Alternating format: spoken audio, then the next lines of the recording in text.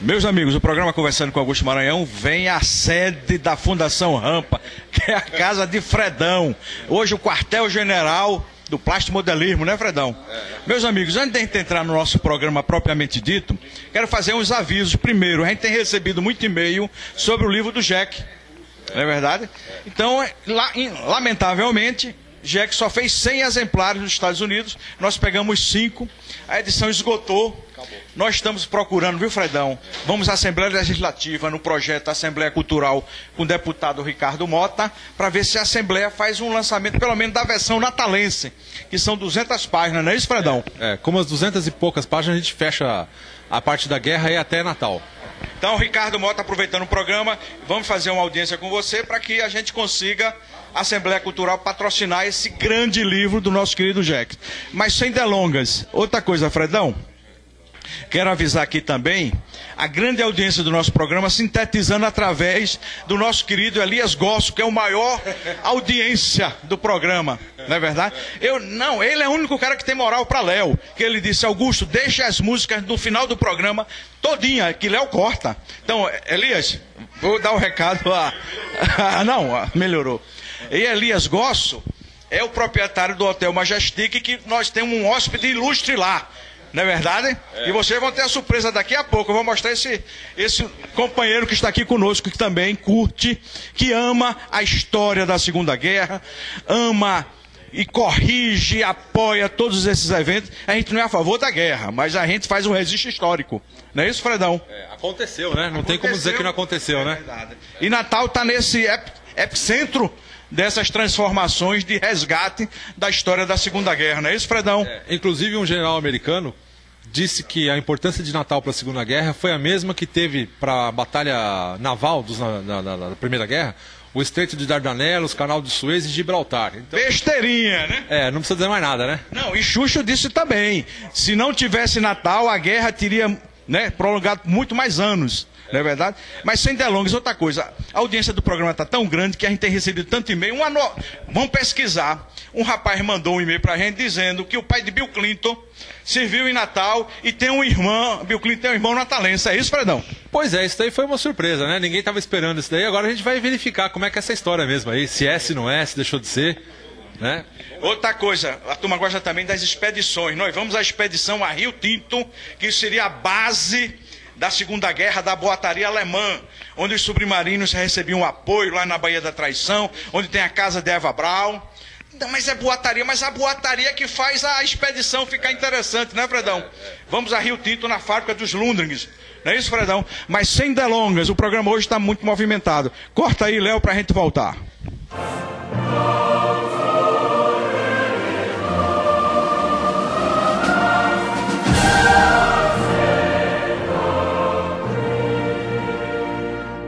Meus amigos, o programa aqui, Conversando com Augusto Maranhão, hoje estamos na sede da Fundação Rampa, que casualmente é a casa de Fredão.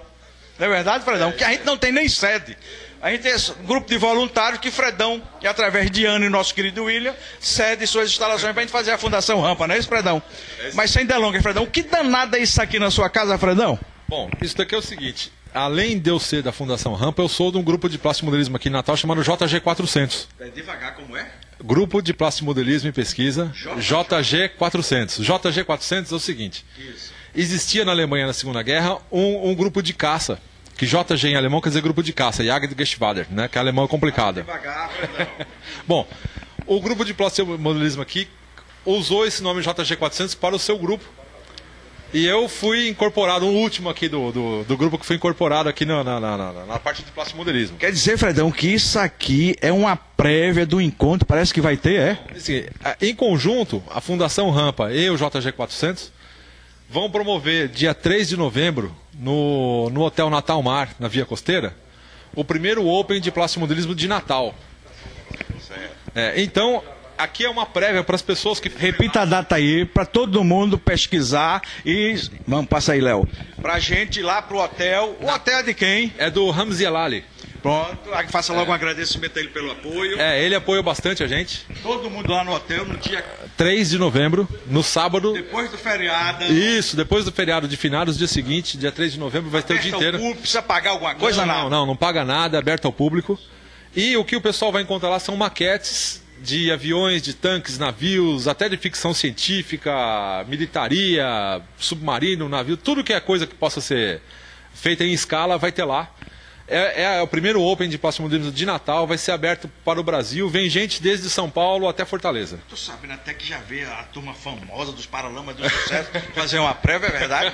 Ele veio aqui conhecer, né? Já veio aqui ver os modelos e... Barone, foi? Isso. Dá um cruze no nome aí no livro aí, Léo. Mas vamos sem delongas. Vamos lá, Fredão. Vamos ver os modelos e apresentar a turma aqui. Faz a apresentação da turma aqui, Fredão. Fala o seu nome aí. Não, melhor é falar que o microfone não chega. Bruno. Atividade profissional de Bruno. Bruno é estudante de engenharia. O Eduardo é tecnólogo em informática. Marcão não precisa apresentação, porque isso aí é concurso. Marcão estrela aqui do programa, não aguento mais receber e-mail dos caras perguntando do Marcão, meu. Eu vou começar a dizer que eu não sei quem que é, não. Artejoso também é tecnólogo de informação, né? Funcionário, isso. O Valdenberg é da Petrobras. Valdenberg Júnior, geógrafo. Valdenberg Júnior. Isso é fera, viu? O Marcelo do JG400, que também é quem está tomando conta da parte do evento em si, tudo que é ligado com o evento, a parte operacional do evento, a parte de funcionamento do evento, tudo o Marcelo que está fazendo. E o Ricardo, que é professor, também é professor, e dizem que é filho do Camazano, não sei. Diz a lenda aí, estão falando. Mas meus amigos, sem delonga, rapaz, quer dizer que um negócio desse reúne uma turma boa. Isso é uma terapia, né, Fredão? É uma terapia que precisa o cara se dedicar, curtir, gostar, a família apoiar. E é interessante porque não é só uma coisa de juntar peças. Porque antigamente, quando começou, a diversão era tirar as peças da árvore e colar e tá com o negócio pronto. Era mais ou menos pegar isso aqui, Fredão, isso aqui. Abre aí, Fredão. E aproveita aqui, vamos falar sobre esse modelo. Esse modelo aqui, da Air France, passou por aqui? Isso. Esse daqui é um Farman, que a Air France usava na sua ligação Europa-Brasil. E passaram vários desses aqui pelo Brasil. Foi um dos primeiros modelos que a Air France utilizou como não hidroavião. Porque antigamente eles não aceitavam que não fosse hidroavião. Quer dizer que o cara pega isso aqui e transforma no bicho desse? Isso. Então, aqui a gente chama de árvore essa estrutura, que as peças estão dentro. Né? Aqui está o decalque, que você recorta, põe na água. Então, antigamente era simplesmente destacar as peças e colar. Hoje, a coisa evoluiu muito. Então, antes de alguém escolher que modelo vai comprar para montar, antes da pessoa escolher que modelo vai comprar para montar, ele já tem bastante literatura sobre o assunto para saber. Como, por exemplo, antes de montar essa moto essa aqui, é fera. O cara já foi lá e comprou um livro que fala da moto. Então aqui tem várias fotos, né? Tem várias fotos. Depois tu faz as fotos aí e demora, senão eu vou dizer, ali as gosto. Tem várias fotos aqui. Então, quando ele abrir a caixinha para tirar as peças, ele já vai comparar se a peça está parecida ou não. Se tiver errado, ele vai dar uma reformadinha na peça para ficar parecida. E aí ele vai montar, e as peças que não vieram no kit, ele faz. Ele faz para ficar o máximo... No programa de tio Marcão, ele fez um bocado de... Marcão é câncer de fera. Isso. O Marcão usa os equipamentos dele de dentista e fica fazendo pecinha lá com os equipamentos da broca de dentista, resina de dentista, ele fica fazendo... O dente dele é um pedaço do lado. Não tem meia, né? Não tem meia. Mas, meus amigos, sem delonga, vamos conversar com a turma aqui. Deu outro close em Barone aí, curtindo o livro de Jack. Vamos cá. Ricardo. Diga aí, Ricardo, a sua exposição aí, os seus modelos, sua curtição. Vamos lá. Bem, estou no plastimodelismo desde os 9 anos de idade, né? Só que assim, você só começa a evoluir quando você começa a montar com outros plastimodelistas, porque aí você vai evoluir, vai ter um comparativo. Né? Minha praia hoje é Parnamirim, Segunda Guerra Mundial, ingleses no norte da África, que é o caso desse modelo. Faça uma geral para depois a gente o Brasil na Itália na Segunda Guerra. Pois, são algumas referências, né? Não é só uma não, né? Parnamirim, ingleses, norte da África, que inclusive o norte da África era alimentado por Natal, tem tudo a ver. Tem tudo a ver. Esse é o motivo de eu montar ingleses no norte da África, é a ligação que existe com o O Natal. nome daquele general lá, Montgomery, né? O Bernard Montgomery. Esse era fera, né? Um maguinho que ninguém dava nada, mas o bicho era o cão, né? O cara era bom, né? Só levou um corinho do Rommel, né? A raposa do deserto, mas tá tudo certo. Bem, Vamos lá agora para os modelozinhos. nós montamos em escalas. As escalas elas diferem, né? Aqui nós temos modelos na escala 1 para 72, que é 70. Mostra aí 1 para 72, um modelo. Esses modelos aqui, ó. Esse aqui é o dos Todo alemães, esse né? leque alemão, inglês e que o Brasil usou 1 na para Itália 72. é 1 para 72. 72 vezes menor do que o modelo real, 1 para 1. Tá? Esse tipo de informação que é boa, que fica didática, que a gente vai passar um programa que são pessoas que gostam, mas às vezes não tem conhecimento e você está dando a oportunidade da gente Quer dizer, fazer. cada centímetro que vale a quantos? Não, aí na verdade você vai fazer o seguinte, vamos fazer uma conta rápida e lógica, mais ou menos o seguinte, um avião como o T-6 que tinha 12 metros de asa, ele vai ficar mais ou menos aí com 14 centímetros, tá? Vai dar uma proporção mais ou menos próxima a isso. Outra coisa que a turma pergunta muito, o que é T6? Por que T6? Pronto, T-6. T-6 vem de trainer, né? De treinador. Treinador. Então a FAB adotou o T-6 e tinha também o AT-6, Me diga uma coisa, isso é nomenclatura internacional? nomenclatura internacional. Padrão internacional, toda a aviação ocidental usa essa nomenclatura, né? Então T6, treinamento 6, a sequência 6, modelo? Sequência 6, exatamente, tá? Mostra ele de novo, Léo. No caso do T-6 aqui, ó, tá? Asinha laranja. Esse aí é da FAB, né? Da FAB. A FAB empregou o T-6 desde a Segunda Guerra até os anos, final dos anos 70, até 1977. Você vê aqui uma diferença de escala. Você tem um T-6 na escala 1 para 72, põe do lado aí. Esse de trás, um T-6 na escala 1 para 72, 72 vezes menor do que o avião real. E o outro ali? E um T-6 na escala 1 para 48, 48 vezes menor que o tamanho real. Tá? Porém, trata-se do mesmo avião. O que vai fazer a diferença de escala é a quantidade de detalhe. Tá? Se você coloca um avião na escala 1 para 32, tá? É uma outra. Mas vamos pegar aqui os seus aqui, daqui a pouco a gente chega lá no Demarcão. A gente viu aqui, isso aqui é o quê? Alemães? Não, ingleses. Ingleses do norte da Ingleses África. do norte da Com a África. cor da areia do deserto. Areia do deserto, justamente. Era o padrão de camuflagem inglês. O americano também adotou, no norte da África, que era utilizar a cor de areia, facilitar a camuflagem dos veículos e apetrechos, né? Nós temos aqui, Isso ó, aqui é com o símbolo do Exército Brasileiro? justamente. Esse aqui é um M8 Greenhound, era um veículo blindado de reconhecimento do Exército Brasileiro. Foi o carro que abriu praticamente a entrada do Brasil em Montese, né? E está na escala 1 para 72. Como esse carrinho do lado dele, que é um Fiat Topolino, que foi que os brasileiros capturaram dos alemães, né? Então, Aquela captura de 30 mil pessoas. exato, 25 mil 25 mil alemães, Inclusive generais. inclusive generais, o Otto Piccolo, né? E esse aqui, essa Aqui, largata um meia lagarta, né? Um M3, um half track, Brasileiro também. um half track, brasileiro também, Cruzeiro do Sul aí. esquadrão de reconhecimento, que empregava também o Jeep armado, né? Você vê o Jeep armado com a ponto .50, com rede de camuflagem. Não tem um Jeep desse, né? Brasil na Itália durante a Segunda Guerra. Aqui o esquadrão que é pouquíssimo conhecido da FAB, muita gente fala que a FAB foi para a Segunda Guerra com o primeiro grupo de caça, que usava o P-47. Mas a FAB também operava na Itália com a primeira Elo, Esquadrão de Ligação e Observação.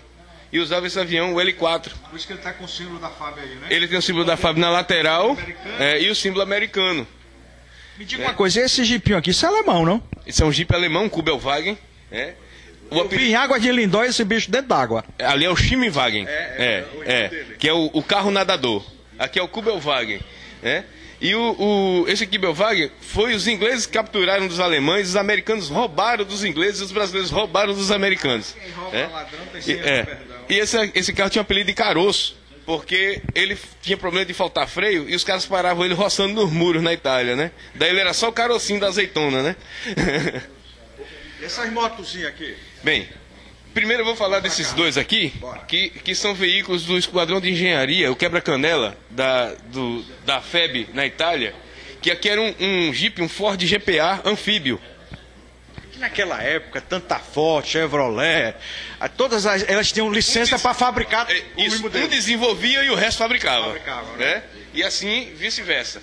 Nós temos aqui mais um Jeep da Marinha Americana. Lindo essa cor, cinzazinho, né? Falta só colocar o padrão. O Jeep de Russo era dessa cor? Não, era verde, que era um Jeep que pertencia ao Exército. Esse ainda vai sair. Né? Aqui nós temos duas motos alemãs, usadas na Itália e no norte da África. Aqui a escala é 1,35. 35 vezes. Muito boa essa referência. 35 vezes do que o real, porque você pode observar, a moto na 172 está aqui, ó. Menorzinha, né? Menorzinha. Tá? Aqui a moto 172. É uma Harley Davidson WLA, tá? E usada pela FEB. E aqui 1 para 35. Requer mais detalhes, você tem que fazer os cabos, né? Tem que fazer... Isso vocês pintam, né? O motor... Isso a gente monta e pinta toda e coloca os cabos e as manetes porque não vem no kit. Aí a gente tem que fazer como o Fred falou, que não vem. E Marcão inventa também, né? Marcão é o pai da invenção, é criar, reproduzir a peça, né? Então, aqui militaria. Aqui você tem os blindados alemães, que exceto esse caminhão, que é um caminhão americano usado aqui na base na época da guerra, um GMC CCKW de 2 eixos só, porque o padrão do CCKW... GMC, escala real, 42. Pois é, você é um homem de sorte. E aqui são os blindados alemães. Panzer, é o quê? O Panzer era um modelo... Panzer era tanque. Panzer é tanque em alemão, tá? Então aqui tem amedrontava todo mundo. Todo mundo, rapaz? porque os alemães, a tecnologia deles estava 10 anos à frente do resto todo. Então os alemães eles tinham o hábito de usar carro com roda, como está esse veículo usado no norte da África, cor de areia. Você vê que a areia do alemão difere do areia inglês. Eles tinham os meia lagartas, o FAMO, os SDKFZ, e tinham os blindados, os tanques, os carros de combate. Perfeito. Vamos ver outro aqui agora. O homem forte aqui todo inteiro. Artijoso, por favor. Camirria. Vamos pra cá. Artijoso aqui, figuraço. Diga aí a sua contribuição aqui. Bem, a minha praia é militaria alemã ou capturados. Hoje em dia eu estou tendo uma pequena alteração e estou fazendo aviação brasileira. Voltado naquela época. Cada um se especializa e depois também abre o leque, não é isso? Exatamente. Vamos lá, você aí. Bem, eu comecei... Léo está perguntando como você começou. Você é jovem, né? Bem, eu comecei mais ou menos há uns 8 ou 9 anos atrás. Agora, com o grupo em si, eu estou há 5 anos já. Popular recente, né? Você, exatamente. Né? Já é fera no assunto. Vamos aí, mostra aí seu modelo. Bem, aqui nós temos o quê? O Panzer, como o Ricardo tinha comentado já, que é um modelo super interessante de fazer, da Revell, da 172. Nós temos ali o King Tiger, que aquele dali era o terror da militaria alemã. 88mm. E a escala? 172 também. Bem, o ideal seria um tanque com poucas peças, vamos dizer assim, né? Ou seja, no caso, nós temos aqui um Jeep. Aquele Jeep ali é da Dragon, também na 172. Essa mosquinha aqui. Mas, rapaz, tem que ter uma paciência de Jó, né? Muito. Aí esse daqui tem até uns fotoéticos que é feito aquela blindagem na frente da parte do motorista. Você né? tem alguma outra referência sua aqui? Bem, um kit super interessante também de se montar seria o FAMO, o SDKFZ9. Essa meia largada ou largada? Exatamente. Se vocês até compararem o tamanho, como é na escala 172, dá para ter uma certa ideia de tamanho, né? Então, colocando o Jeep... Na mesma escala, 172. Então, colocando o Jeep do lado... Isso, calma. Colocando o Jeep do lado dele, vocês têm uma referência de tamanho dele, né? Ele é muito interessante. Ele é um monstro. Valeu. Vamos para aqui, para outro aqui. A gente já está com quantos minutos de programa? Uns 20? 20. O programa hoje vai ser de 2 horas. Você aí, conta aí a sua... primeiro do quê? Sim. É o organizador, o Homem Fera, que está fazendo esse encontro no dia 3 e 4. Bem, juntamente com o Fred, estamos organizando o Open. Ele ficou com a parte mais de contatos, patrocínio, e eu mais com a parte técnica. Enfim, só reforçando que vai ser no dia 3 e 4 de novembro. no Natal Mall Hotel, que é o primeiro hotel a partir de Ponta Negra, na Via Costeira. Entrada franca, está aberto a plastimodelistas e ao público em geral. Inclusive, já temos confirmações de até pessoas da Argentina que já entraram em contato. Só lembrando que informações, e-mail de contato, está no site da Fundação Rampa. Perfeito. Agora vamos aqui para o seu modelo. Você curte mais o quê? Bem, a minha escala é um 4.8, assim como já foi falado aqui, devido às escalas. Então, a minha é um 4.8, aviação Segunda Guerra em diante. Mostra aí. Esse Catalina é seu? Exatamente. Esse Catalina, que aqui está, foi um avião utilizado pela Força Aérea Brasileira na época da Segunda Guerra, em missões antissubmarinas. Está em um dos padrões que a Marinha Americana, que antes esse avião pertencia à Marinha Americana, utilizou durante a guerra. Passou por Natal esses bichos? Sim. A rampa tanto os Catalina como os Martin Mariner operavam a partir da rampa. Me diga uma coisa, aquele famoso avião Arará, lembra ele? Qual é a diferença dele pro Arará? É o mesmo avião, só que esse é a versão anfíbia, ou seja, ele poderia pousar tanto no Rio Potengi no como Rio, no Parnamirim. Exatamente. Já o Arará é um avião exclusivamente, é um hidroavião, é também chamado de aerobot. E aqui nós temos Mostra aí mais. um Hellcat.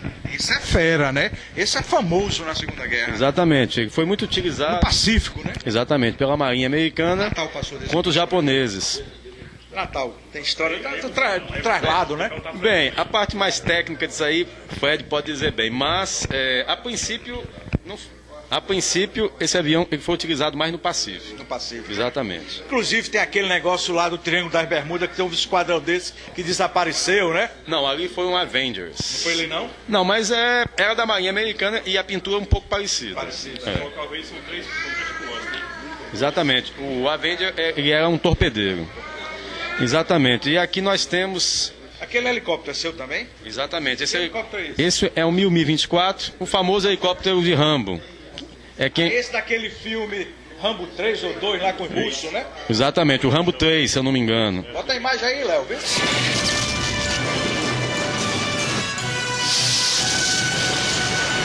Bota a cortesia da Troenterfor. Esse foi um helicóptero russo que foi usado no Afeganistão. Aí ele está com as cores do Afeganistão, que foi utilizado lá. E aquilo ali é um Mirage, é o quê? É seu também não? Exatamente, ali é um Mirage 3, utilizado na Guerra das Malvinas, argentino. Esse avião, em particular, foi utilizado na Guerra das Malvinas, com essa pintura e esse mesmo avião. É uma reprodução de um avião que combateu nas Malvinas os ingleses. Esse chavante é seu também, com a pintura argentina? Ao lado nós temos um chavante de uma pintura anterior às Malvinas. Continuando o programa Conversando com Augusto Maranhão, temos aqui outro figuraço, né? E também com a jovem Vitor Gabriel. O Vitor tem uma história interessante, né? O nome dele começou nessas rodas, aí a mãe dele estava grávida e a gente, através da roda de plástico modelismo, foi que a gente chegou a esse nome, Victor, que é o nome do avião inglês, né? O avião inglês. Léo, bota o avião inglês aí, o Vitor. Isso mesmo. Ou seja, eu nasci cheirando a tinta.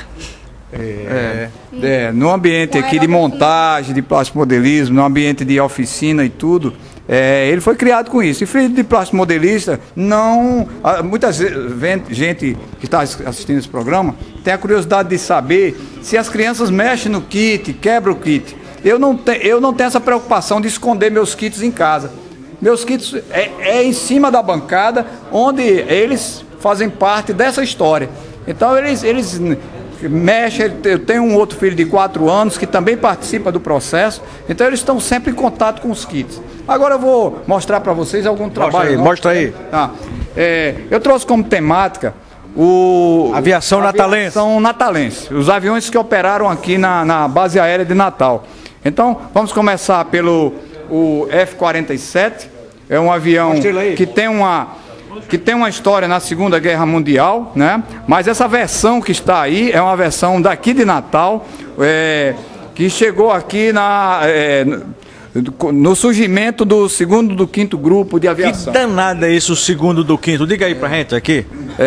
O segundo é o segundo grupo de aviação de caça do quinto. Do quinto grupo de aviação, do quinto grupo da fábrica de treinamento.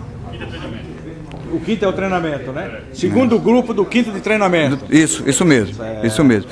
Então a gente tem aqui o T-6 também, outra aeronave aí que participa, que quem viveu na década de 50 aqui em Natal teve a oportunidade de conhecer, de ver nos céus de Natal, nos céus natalenses, os sobrevoos desses aviões aí, que é um avião de treinamento, um avião americano de treinamento. Também pertenceu à Esquadrilha da Fumaça. Estou vendo aqui o Chavante. Isso é um clássico, né? O Chavante é um clássico. Antes do Chavante, tivemos na década de 70, precisamente de 1970 a 73. Na época do Catre, né?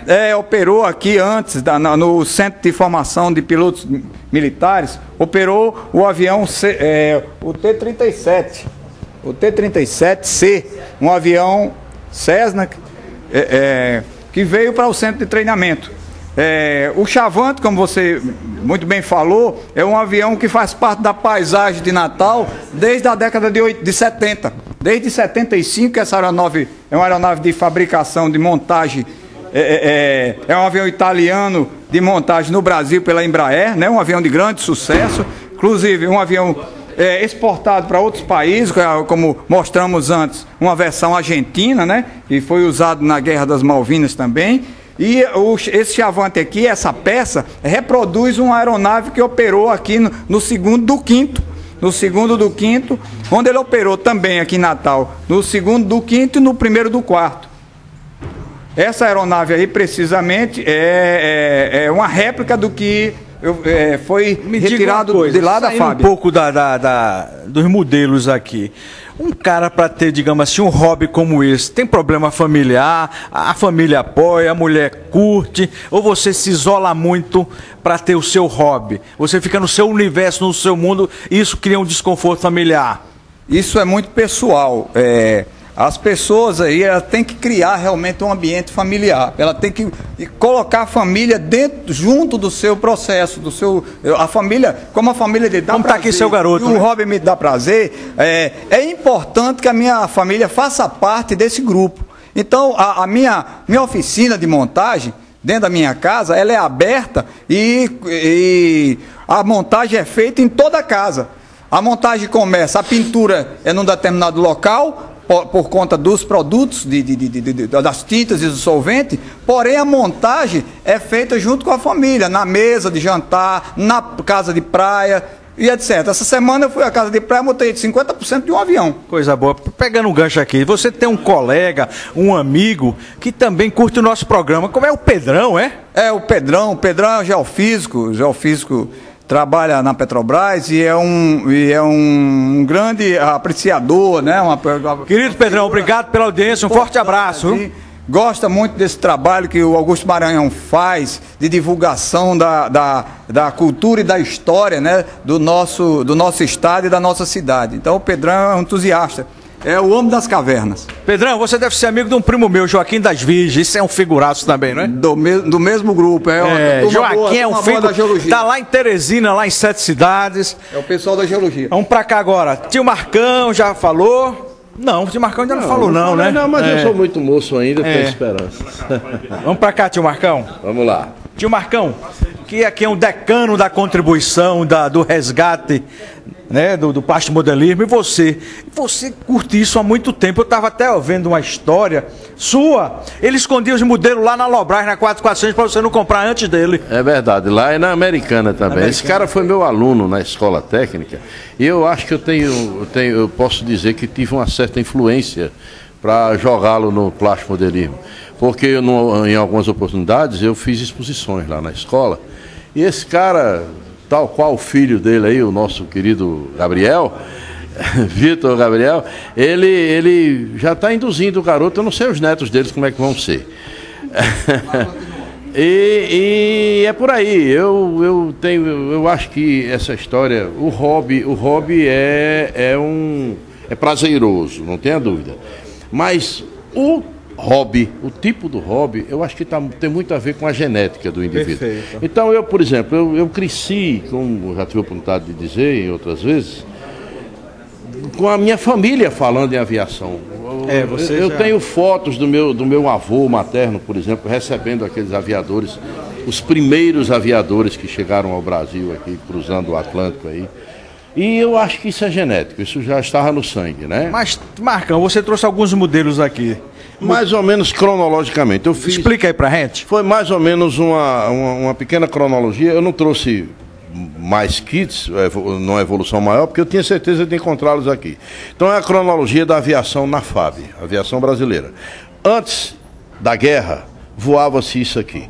Não existia, na época, a aeronáutica, o Ministério da Aeronáutica. Então era do Exército ou da Marinha. Nesse caso aqui, um avião da Marinha. Durante a guerra, começaram a aparecer por Natal, primeiro os aviões de formações primárias. Aprendiam-se a voar nesses aviões aqui, que eram o Fast Shield PT-19. Depois foram aparecendo aqui, por influência do americano, o P-36, o P-40, entendeu? Então são aviões que durante a guerra e logo após a guerra eles permaneceram por aqui.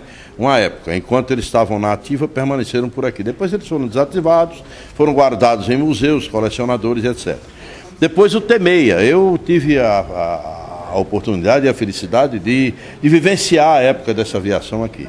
Depois do T-6, apareceram aqui os primeiros Thunderbolts, os P-47. Isso é um arretado, né?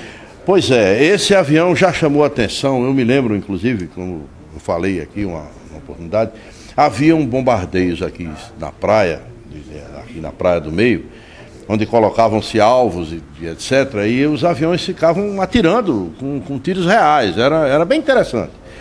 E o primeiro deles usavam o T-6. E eu não me lembro de ninguém ter acertado esse alvo. Depois apareceram no ano seguinte os Thunderbolts. Já era uma performance diferente. Era um modelo era uma coisa mais evoluída, era uma coisa mais avançada. Aí eu já não me lembro de quem errou os alvos, entendeu? Então depois dessa aviação, aí começaram a surgir os primeiros aviões da reação aqui. A princípio, não tem nenhum aqui modelo, mas eu tenho lá na minha coleção.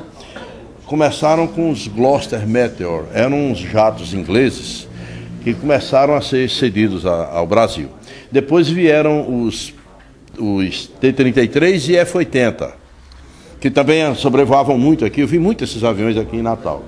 E, finalmente, o T-37, um avião da Cessna, que se viu também como instrução primária, na formação de pilotos, e um Paris, que era um avião, embora de procedência civil, eles conseguiram, não sei como, negociações de governos, eles vieram para a Força Aérea e andaram servindo aqui em Natal também. Tio Marcão, pegando um gancho, saindo 41. Um pouco novamente dos modelos, indo para a vida pessoal. Eu estou sentindo, não sei se eu estou fazendo juízo do valor errado, mas o clima do plástico modelismo está crescente, não está? Olha, eu inclusive contesto um pouquinho esse termo plastimodelismo. Eu acho que muito bem citou o Baroni aqui quando falou em hobbyismo ou modelismo, porque não se usam só plásticos para fazer esses aviões, entendeu? Então nós lançamos mãos aqui de latas de refrigerante, de fios de telefone, pratos de plástico de aniversário, copos plásticos. O que a gente está crescente, não está? Está crescente porque...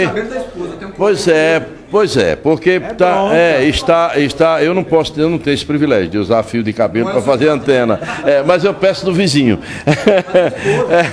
a minha esposa. Mas está crescente. Eu queria até fazer. Tem uma gurizada nova agora, porque né? o problema, viu, Augusto, é que com esse tipo de trabalho que vocês estão fazendo aqui, você, o Fred, o Léo, vocês estão mostrando, estão provando que o plástico modelo, que esse modelismo aqui, que esse hobby aqui, não é brinquedo, doutor. É história, é história. não é? Exatamente, aí associam uma coisa a outra, não se montam kits só pelo que vem indicando numa caixa. Se pesquisa, se faz uma avaliação. Não, eu estou encantado aqui. Pois então todas essas performance de cada uma, pois cada uma dessas peças tem a sua história particular. É um quadro em 3 dimensões, olha aqui. É um Pois esse aqui é de Eduardo, é? Esse aqui é histórico. Esse avião aqui, Maris Bastier, cujo nome é de ruas aqui em Natal, tem uma rua em Natal, uma escola em Natal com o nome dela. Uma francesa que vem em 36. Exatamente. Ela passou por aqui nesse avião. A saltada de paraquedas. Isso. Foi a mulher que quebrou o recorde da travessia do Atlântico Sul. Ela fez em 12 horas e 5 minutos. Então, ou seja, isso é uma popular arretada e peituda. Depois veio outra com certeza. mulher. Altamente, é uma heroína muito enfatizada na França. Então, exatamente. E fez parte da história do Natal. Então, esse é seu, esse modelo foi você que... eu estou com essa versão numa escala maior um pouquinho, mas eu já estou pegando dados aqui que ele publicou na WebKits, muito interessantes, por sinal eu já encadernei esses dados e pretendo montar a minha réplica exatamente como essa aí, entendeu? Exatamente. Todas as marcações do avião estão exatamente como quando eles passaram por aqui. Quando ele passou por aqui. Aqui é a velha guarda e a nova guarda, né? É a renovação. Não, mas eu aprendo com ele. Desse avião aí, a velha guarda aqui está tomando lições aqui. Inclusive, um dos fatores interessantes na história de Maris Bastier é que esse avião que ela fez a travessia não tinha autonomia de combustível suficiente. E como é que ela se virou? Ela teve que improvisar, né? No caso, ela tirou todo o peso extra que tinha no avião, retirou tudo, inclusive o rádio, que se tornou uma travessia mais perigosa, adaptou aqui para poder adaptar uns tanques extras. Não podia voar mais ninguém. Ou seja, tá até tudo representado nesse avião. Tem que ser de acordo... Essa escala aí é? 172. Escala 172. Exatamente. Inclusive, até só um outro detalhe rápido para mostrar, é esse detalhe aqui, para mostrar que... Você falou isso, exatamente. Essa trincheira da Primeira Guerra Mundial, que é para mostrar que para fazer um modelo não precisa... Essa era um clássico da guerra, quem só vê as trincheiras da Primeira Guerra. Exatamente. Né? Um do lado, outro do outro, né? Foi a famosa Guerra de Trincheiras. E não vem em kit, não, para montar. Exatamente. Então, isso aqui não vem em kit. Isso aqui foi algo improvisado, que o custo mais caro foi confeccionar essa placa da frente, que foi R$10. Então o resto é caixa de fósforo, entendeu? É de madeira de fósforo, palito, massa acrílica. Então é algo... Me diga uma coisa, e um caba jovem como você, o que levou a esse hobby, como diz tio Marcão? Bom, pelo menos na minha época, né, quando eu era pequeno, eu comecei com 12 anos. Na época passava muito filme de guerra na televisão. E sem contar que também eu tenho um passado histórico em relação a militares na minha família. Então é algo que me tornou entusiasta da temática, não só é que o que eu mais monto hoje em dia é a Segunda Guerra Mundial. Meus amigos, vamos dar uma parada aqui, que o nosso programa hoje tem 2 convidados especiais.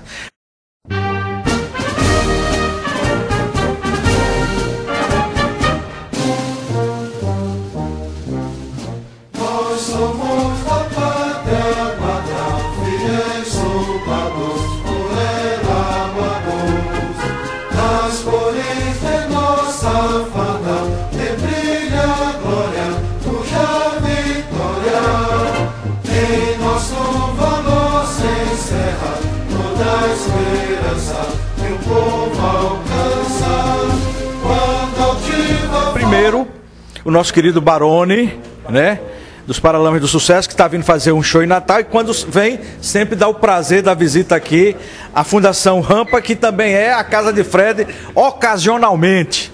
Não é isso, Barone? Rapaz, olha só o que eu ganhei de presente aqui do Capitão Souza. Rapaz, quem é essa figura, Barone? Ele está onde, essa figura? Ó, esse cara tá aqui e a gente já vai falar com ele. Isso. Eu só vou tirar uma casquinha aqui que, né, o melhor fica para o final. É. Mas ó, é uma alegria muito grande estar aqui. Eu sou amigo aqui da turma da Fundação Rampa. Sempre que eu estou em Natal eu venho aqui bater a continência para a galera. E estou achando que é uma iniciativa muito boa. A gente vê aí o evento que está sendo boa, né, programado aí de plastimodelismo e eu estava lembrando aí da minha época, quando eu era moleque, montava revel, montava kits. E hoje em dia, enfim, eu sou ainda um grande entusiasta, mas meu negócio é escala 1 para 1. Meu jipinho lá, que tem que ir atrás dos parafusos de verdade. Mas me diga uma coisa aqui. Vamos chamar o Capitão Souza para... Atenção, companhia sentido! nosso querido Capitão Souza. Eu disse o seguinte: eu sou fã do Rio Grande do Norte, de Natal, porque a história aqui, ela não é abstrata. A gente desce no aeroporto Augusto Severo e a gente pega na neta de Augusto Severo, na bisneta Sônia Severo. A gente chega, né, um herói de Monte Castelo, Monte Castelo, né? Monte Castelo, exatamente. E a gente pega, aperta, cheira, né? Então a história aqui é concreta, não é abstrata, isso que me fascina. Primeiro eu pediria permissão a Augusto Maranhão para mandar descansar, né? Porque ele mandou esse tempo todinho, esse discurso todinho, o pessoal na posição de sentido. Pois é. Então, olha, é um prazer imenso estar aqui com vocês, com esse grupo de pessoas que cultua e cultiva a história não só do Rio Grande do Norte, mas do país inteiro. Isso é um exemplo para esse país. É uma coisa que inexiste em muitos lugares, embora existam também lugares que pode haver esse amor pela história, porque aqui é amor puro, é amor verdadeiro. Aqui se faz sem buscar vantagens pessoais, é só pelo prazer de mostrar o que o nosso Brasil possui e que especialmente o meu Rio Grande do Norte possui em termos de história. Porque nós somos um país desconhecido, éramos desconhecidos lá fora à época, e hoje estamos conhecidos no mundo inteiro, e graças a brasileiros que daqui saíram para lutar na Segunda Guerra Mundial. Digamos de passagem que a Segunda Guerra Mundial foi o maior acontecimento do século XX. Tomaram parte mais de 70 países, nenhum país desse mundo foi mais o mesmo depois da Segunda Guerra. Nasceram países, morreram outros, mudou a geopolítica, a geografia, a geoeconomia mudou também. Em tudo isso o Brasil participou, foi o único país da América do Sul que participou da Segunda Guerra Mundial ativamente, com tropas, com combates, etc. Nós temos um exemplo marcante aí de pouco tempo, que o Fernando Henrique, quando era presidente, foi o único país latino-americano a ser convidado para participar do cinquentenário do término da Segunda Guerra Mundial. Isso tudo coloca o país numa posição que nós temos que dar continuidade, e estão deixando, para meu desgosto, a juventude está deixando morrer essa história, e graças a Deus existem grupos como este aqui, é Augusto Maranhão, é o Leonardo, é o Marinho, é o Fredão, que é Barone, Marca e Lama. O que pareça, Lama é evidente. Já pensou em Lama ser uma coisa de evidência? Pois é, aí tem. E graças a Deus que esse pessoal está vivo aqui e muito atuante. E para mim é um prazer, além de uma honra, é claro, ficar aqui ao lado de um filho de um colega meu de regimento. Isso, eu ia fazer essa pergunta. De um filho de um colega de regimento, que aqui está. O pai dele esteve ombro a ombro conosco lá na Itália, sofreu as agruras, passou frio. Era Lavor. Lavor, quer dizer, um homem que deu trabalho ao alemão, né? Porque a tradução seria essa. Lavoro. Né? Pois é, Lavoro. E para mim é uma satisfação e devo isso aos presentes, a vocês todos, e a Augusto Maranhão, Fred, então, e todos aqui. Certo, capitão. Fica aqui um pouquinho com a gente, Barone. E sobre a história do seu pai, como é que ele incorporou, como é que ele foi, como é que ele viajou, em que etapa ele foi, em que grupo? Papai estava no Sampaio também, foi no segundo escalão, segundo e terceiro escalão embarcaram juntos, né, para a Itália, mais ou menos em setembro, né? Setembro de 1944. Setembro de 44. E eu acredito que a gente estava conversando, eu estou muito emocionado, muito honrado em conhecer Capitão Souza, e imaginando aí que de repente ele e meu pai devem ter se esbarrado lá. Papai era da nona companhia, né? Ele, depois que ele chegou lá, ele era da intendência, e depois ele acabou nesse revezamento de tropa, ele acabou indo para frente, e ele participou do ataque final lá a Monte Castelo no dia 21 de fevereiro. Eu estava tentando lembrar que era muita gente na época, né? E o tenente do pelotão do meu pai era o tenente Paulo Carvalho. Inclusive tem uma menção ao grupo dele, ao grupo de combate dele, no livro do Mascarenhas, como uma das unidades que chegou no cume lá de Monte Castelo, né, naquela ação lá vitoriosa, finalmente. Né?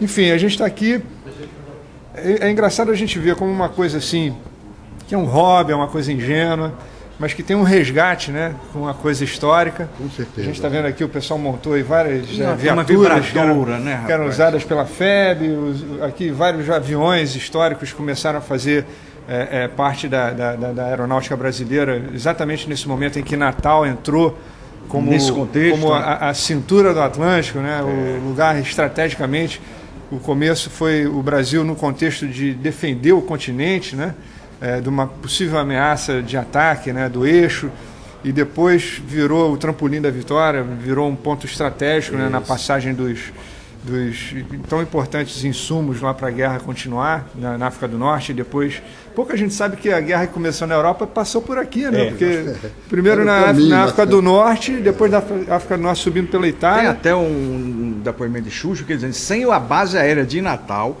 essa guerra teria prolongado muito mais anos, ou seja, desperdício de vidas, economia, né? Sem dúvida. E aí fica todo mundo assim, sem essa noção e sem conhecer essa história riquíssima que é a participação do Brasil na Segunda Guerra, como o Brasil foi engolfado, né? Porque ninguém vai para a guerra porque quer. Às vezes você tem acha que tomar uma atitude, uma decisão. Na época do governo de Getúlio, foi uma estratégia econômica, política? O que é que você fala dessa ida para o Brasil para o lado aliado? Eu acho que o entendimento é muito grande. As pessoas têm cada uma um entendimento. Eu acho que, da medida que você faz uma bagagem dos fatos históricos, dos acontecimentos, o meu entendimento é que foram vários contextos, né, que levaram à participação do Brasil. Acho que todo mundo lembra de Getúlio Vargas como aquele ditador, né, o cara que namorava o nazifascismo. Isso. E era uma coisa, assim, era um momento da época. No final dos anos 30, existiam inúmeras nações e países que eram de regimes ditatoriais de direita. Tinha aquela coisa da briga e da ameaça do comunismo que se expandia pelo mundo afora. Então o Brasil não foi exceção, ele era um país que escolheu um regime e Vargas representou isso até um momento em que ele viu as inúmeras vantagens que haveria na aliança com os Estados Unidos, né? E a Alemanha estava aqui na América do Sul tentando galgar, né, mais relações comerciais, e a influência política que ameaçava também, né, com o nazismo plantando células aí ao redor da América do Sul. Então, acho que a história do Brasil explica muito o Brasil. A história do Brasil na Segunda Guerra Mundial, queria dizer, explica muito o Brasil de hoje, como a gente até hoje espera a infraestrutura, como até hoje a gente precisou batalhar para virar uma nação industrializada, e Volta Redonda foi o primeiro passo para isso, né? Então, a gente se priva de conhecer episódios tão importantes na nossa história recente, né? Por conta de uma falta de interesse, aí, uma falta de valorização dessa história. E eu acredito, eu queria deixar claro aqui para o Capitão Souza, que nós estamos aqui para manter essa história viva e a gente vai continuar lutando para isso enquanto a gente estiver por aqui. Palavras bonitas, não foi, capitão? Mas é verdade, não tenha dúvida que o Baroni está não só inspirado, porque naturalmente deve ser o sentimento dele, a visão que ele tem perfeita dos fatos históricos. Agora, algumas pessoas ignoram, a maioria talvez, que o Brasil teria que se defrontar com a Alemanha mais dia menos dia. Por quê? Porque em 1938, um jornalista francês com livre trânsito em Berlim, ele foi convidado e participou de uma reunião do Estado-Maior nazista, onde estavam também presente o embaixador da Argentina, e lá estava um mapa delineado onde aparecia o Brasil como um protetorado alemão, e seria o protetorado da Alemanha Austral, e lá estava catalogado o país como um celeiro de matéria-primas para suprir a grande Alemanha ariana. Isso era o sonho megalomaníaco nazista, né, de dominação do mundo, e achava que nós seríamos, então, os fornecedores de matéria-prima, mas a preço vil, trabalho escravo. E tem mais, eles idealizaram que seriam os argentinos nossos feitores, porque seria eles representando, tanto é que eles foram sempre amigos da Argentina e tal, e sem sombra de dúvida, o Hitler já em 1936, ele financiava escolas lá em Santa Catarina, tem escolas totalmente financiadas pelo regime nazista. O dinheiro era repassado pela então Siemens, que era representante de rolamentos no Brasil, representava uma indústria alemã que o Brasil comercializava com muita intensidade com ela, em rolamentos, mas não fazíamos nada naquela época, até o palito era importado. Então, diante disso, a Siemens fazia repasse. O material do exército era alemão. Fazia repasse. Nosso armamento, você sabe disso, era uma miscelânea, mistura de alemão, francês, tinha arma de todo tipo. Então, sem sombra de dúvida, a decisão de Getúlio, que apesar de ser um ditador, e nós somos sempre contrários à ditadura, mas Ele era um cara de visão patriótica, um presidente que jamais saiu do Brasil e pensava Brasil 24 horas por dia. E aí ele estava numa encruzilhada, grande, sem saber... Não era pequena não. Não era pequena não, saber que destino dá a esse país. Naturalmente ele bem informado muito mais do que a gente, né? E jovem naquela época, ele estava para escolher que caminho seguir para que o Brasil se conduzisse e levasse a bom termo esse grande navio que aí está. Interessante, pegando um gancho, capitão, nós temos aqui 2 febianos. Um que foi e um filho de Febiano. E vocês só foram, né? Porque Roosevelt e Getúlio estiveram aqui em 28 de janeiro de 1943. Exatamente. Então a importância, como você colocou, Barão, de Natal em todo o contexto. Exatamente. Não só estratégico, mas político também. Foi uma peça importantíssima, uma cidade bem localizada em relação aos acontecimentos mundiais. Tornou-se o centro do mundo, Parnamirim. Field, o Barão não sabe disso hoje. Na época ele não tinha conhecimento disso ainda, né? O pai dele é que sabia, né? Pouca gente sabe, né, que era a base aeronaval, a base militar americana, maior fora dos Estados Unidos e possivelmente do mundo, né? Por conta do movimento todo que tinha aqui. Segundo Josué. Desculpe. Diga, titio. Teve uma noite que foi celebrada em Natal como a noite dos 1000 anos, que eles partiram para a África. Meu pai relatava isso de uma maneira... Segundo Josué Mussalem, o comentarista econômico da Globo, essa base aérea teve movimento diário em certa época de 600 aviões diários entre levantar voo e baixar aqui, decolar e... Operação, hein? 600 aviões, vocês podem imaginar. Não é um movimento simples, né? Tá louco. Pois é. Aqui, um grande companheiro que tem feito um trabalho fabuloso. Cadê o DVD que você entregou a Barone? Registrando aqui. Só para mostrar. Lembrar aí. Aqui o Capitão Souza. Você tem feito um trabalho histórico de resgate também. Fala um pouquinho dessa palestra. Isso. Pois é. Aqui Souza fez há uns anos em Recife um relato emocionante, focado evidentemente para o Exército, porém a gente expande isso daí, é uma forma didática que a FEB encontra, ela sempre encontra alguma forma de ser passada. Então o Exército de Recife fez isso para o Souza, mas fez para o Brasil. E o Souza, com toda essa desenvoltura que vocês já viram, essa vitalidade absurda que ele tem. Eu, de vez em quando, eu acho que ele está mentindo. Ele não tem 88 anos. Eu também acho. Ele é um mentiroso. Ele é um mentiroso. Foi para a guerra com 15. Ele foi para a guerra com 15. Então está aqui. A gente está passando para essa pessoa também que a gente admira demais pelo trabalho, que divulga, que a gente sabe que isso daqui vai ser visto e vai ser passado. O importante é isso. Aqui, Barone, a gente passa oficialmente. Agradeço muito, fico honradíssimo sempre de poder ajudar essa batalha. Nós consideramos. Eu sou filho, meu filho. Não sei se você... Mas eu queria só dizer, aproveitando aqui, que a história da FEB, ela, nos últimos anos, ela recebeu um outro foco assim, de interesse, principalmente no meio acadêmico. Tem muita gente que estuda história, muitos pesquisadores que estão mergulhando fundo no que significou, no que simbolizou a FEB para nós brasileiros, para o país, né, como um símbolo da inserção do Brasil no mundo moderno. Na época, infelizmente, isso passou por participar de uma guerra. Então era preciso que todo mundo entendesse o que significou isso. Participar da Segunda Guerra Mundial era uma coisa...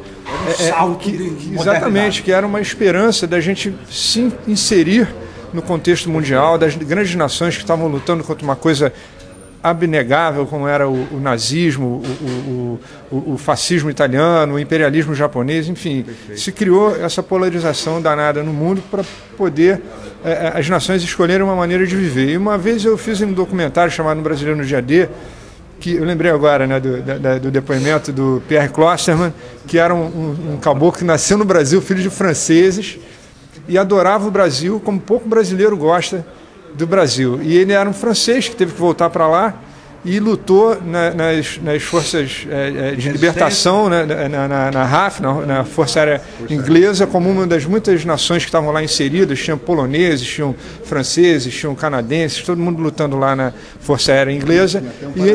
Tinha até exatamente. E ele virou o maior ás da aviação francesa, né? Porque ele, apesar de nascer no Brasil e escolher o Brasil como pátria do coração, ele era francês. Então ele ensina várias lições para a gente, mas teve uma coisa muito bonita que ele falou.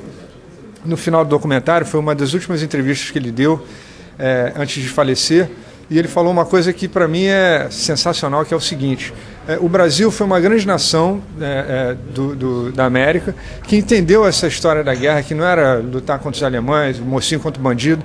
Ele entendeu o que significava essa luta, que era escolher a maneira de viver entre os homens, a forma de viver entre os homens, que é uma coisa espetacular, né? Porque não tem que ninguém ficar escravizando ninguém, não tem raça superior a outra, somos todos iguais atrás de... Exatamente, estamos todos iguais atrás de uma vida melhor, de um mundo melhor, de um planeta melhor. Então isso, uma pessoa que viveu naquela época, trazer, assim como o capitão Souza traz aqui para a gente, essa noção do que significou essa batalha, porque depois da Segunda Guerra Mundial teve outra guerra, né? As guerras viraram conflitos mesquinhos e conflitos localizados, mas essa luta entre o bem e o mal, que significou a Segunda Guerra Mundial, não existe mais, porque foi a última batalha que se travou nesse sentido. E é por isso que a gente está aqui, para lembrar de como foi importante isso tudo, né? É isso aí. O programa hoje aqui, um show de bola. Fredão, para cá para o encerramento. Só um momento. Vale lembrar o seguinte: como o Brasil se projetou no exterior, para cá, ele vai cantar nós não pensaríamos à época que o Brasil pudesse emplacar um secretário-geral da ONU. E graças à Força Expedicionária e à colocação do Brasil, graças ao Trampolim da Vitória e outros congêneres, é que nós chegamos lá. Oswaldo Aranha, que foi um dos caras que brigou muito pelo Brasil se alinhar com os Estados Unidos. Tá certo. É isso aí. Muitas histórias, né? Muitas histórias. Meus amigos, estamos chegando ao final. O Fredão quer falar? Procurem no nosso site, fundaçãorampa.com.br. Bem em cima, na primeira página, tem um banner. Clica lá, fala tudo sobre o evento de plastimodelismo. Pronto. Tio Marcão, o nosso decano aqui. Eu quero enfatizar aqui, eu quero corroborar aqui as nossas homenagens, porque o que a gente tem visto é você homenagear os outros. Nós queremos homenageá-lo por esse seu interesse procedentíssimo a respeito da história da nossa cidade, da nossa história, que ela não se limita só a nós, natalenses ou norte-riograndenses, ela limita-se a exemplo do testemunho aqui do Baroni e do capitão. O senhor é para as Forças Armadas, mas para nós o senhor é marechal, é o nosso marechal. Entendeu? Exatamente. Então eu quero, em nome dos colegas e de todos os natalenses, eu peço essa permissão de agradecê-lo, Augusto. Muito obrigado pelo seu interesse e conte sempre com a nossa colaboração. O que nós pudermos fazer por você, nós faremos. Um grande abraço. É isso aí. Vamos cantar? Vamos cantar. Amigo, obrigado a todos. Nossa missão de Rio Tinto, vamos lá localizar. Diz que é boato, que lá tinha uma célula alemã, né? De uma fábrica, o casarão de Eva Brau. Eu sei que vocês gostam das expedições nossas. Então vamos lá. Obrigado pela audiência, Baroni, Capitão Souza, a turma aqui do Hobby, né? Não é mais plástico modelismo. E vamos cantar a música do Expedicionário em homenagem ao Marechal Souza. Na voz maviosa aí do Luiz Gustavo. Vamos lá, Luiz Gustavo. Vamos lá. Você sabe de onde eu venho do Morro do Engenho, das selvas dos cafezais, da boa terra do coco, da choupana onde um é pouco, 2 é bom, 3 é demais. Venho das praias sedosas, das montanhas alterosas, dos pampas, dos seringais, das margens crestas dos rios, dos verdes mares bravios. da minha terra natal. Por mais terras que eu percorra, não permita Deus que eu morra sem que volte para lá. Sem que leve por divisa esse V que simboliza a vitória que virá. Nossa vitória final. Na mira do meu fuzil, a ração do meu bornal, a água do meu cantil, as asas do meu ideal, pra glória do meu Brasil.